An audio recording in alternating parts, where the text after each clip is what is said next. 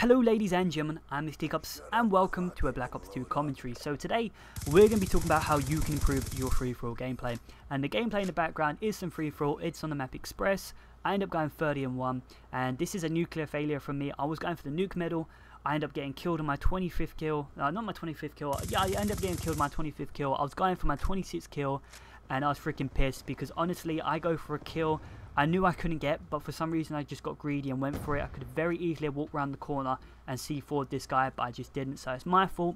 Enjoy the gameplay, it's pretty beast. I finished it pretty well, you know, I didn't die anymore, so I ended up going 30-1. But yeah, before I talk about my setup for this game, I want to talk about how I approach free-for-all, because it's very evident from my gameplay that I just patrol.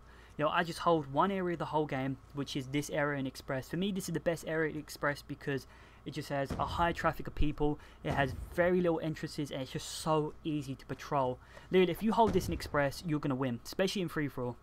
But that's all I can really say for the way I approach any free-for-all game. I just hold one area of the map and make it mine for the whole game. I've said it before, but it's just the way I play, and it just works for me. Literally, I win every free-for-all game I play just doing it. Like, the one thing as well I can say about my gameplay, especially when I patrol, is that you get easy kills. Like, this is the thing, if you're losing free-for-all or anything like that, don't get scared, don't rush out into the open for kills, because if you just rush around in free-for-all, you will get killed more often than not than you will get killed, because this game likes to fuck you over. You know, the spawns are terrible. The amount of times I've tried rushing in free-for-all, I've killed a guy, run around the corner, he spawned behind me, got an easy kill. I hate that. That's why I actually patrol in this game. But this is the thing, if you patrol, you create player aggro. What I mean by this is, you know, usually when you kill someone, they'll always want to come back for a revenge kill. Hell, whenever I get killed by someone, I always want to go back for a revenge kill. And the beautiful thing about patrolling is people will constantly come back at you 24/7. But if you know your area well, you would just pick these people off like sitting ducks. It's a joke how easy it is. Like, this game here, there's this one sniper that comes back at me like freaking, I think like 3 or 4 times. I pick him off so easy, I think I end up making him rage quit. And this is the thing, if you were just rushing around the map, you wouldn't have this. You wouldn't have this service where people just come at you. They basically line up in front of you. If you're just rushing around the map, you kill someone, say if they spawn generally in your area, you know, say if they spawn generally in your area and they try and go back to where you were, by that time you might be halfway across the map. You're on the other side of the map, you may have missed out on an easy kill. This is generally why I do this, because when I patrol, I know the map, I know what's going on 24/7, but when I rush around in free-for-all, it's so unpredictable. You know, anything could happen, anyone could spawn near you, anyone, you know, you could kill someone, anyone, you could spawn right behind you and get an easy kill. That's generally why I suggest patrolling in free-for-all. Don't rush, you will just get killed more often than not. But now that's out of the way, that's how I approach free-for-all, that's how I get my high KDs, and that's how I win games.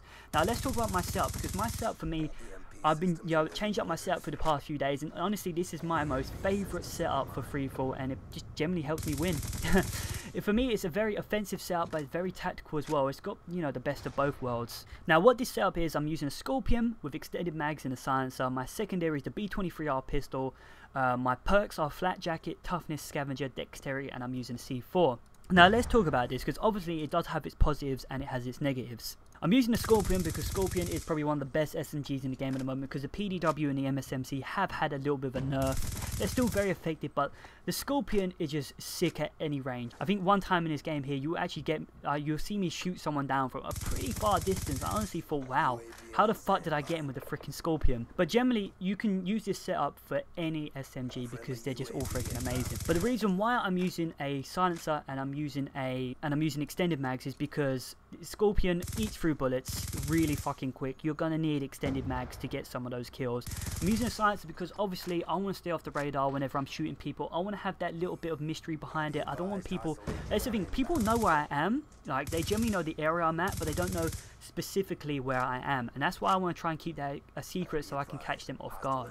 Now this is the thing, secondaries come in handy, especially when you got extended mags, because if you get caught reloading, you're dead unless you whip out a secondary. It actually saves my life in this game right at the end, which was pretty cool.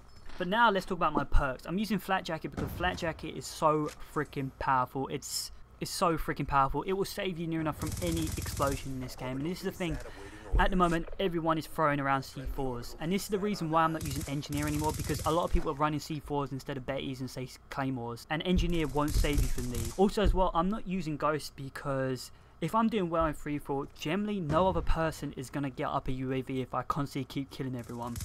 I think in this game only one UAV goes up and they just get shot down. Mine gets shot down in this game as well. And Ghost, honestly, for me is kind of not the most powerful perk anymore. At the beginning of the game I thought it was the most powerful perk, but now I'm not really feeling it. In, you know, ground war and that, it's near enough an essential because UAVs are up near enough 24/7. But in free for all, it's not really as useful as it was. No, toughness, obviously, it just a perk you have to have. It will save you in most gunfights. Scavenger, because the Scorpion eats through bullets like a motherfucker, and obviously I want to replace my C4s. That's all I can say about those two perks. Dexterity as well, because in gunfights I want my gun to come up as quick as I can because I'm sprinting around 24/7. The C4 as well, because it's just so good to kill someone around the corner. It's such a good tactical weapon. It's amazing. But that's my setup. That is the setup that works for me. That's how I play free for all, and it's just how I win. This setup for me wins me free for alls all the time. Honestly, if I go in with this setup and this mentality, I will win every free for all. That's all I can say. So I hope you've enjoyed. I've been Mr. Teacups, so please rate, comment, subscribe. I'll see you next time.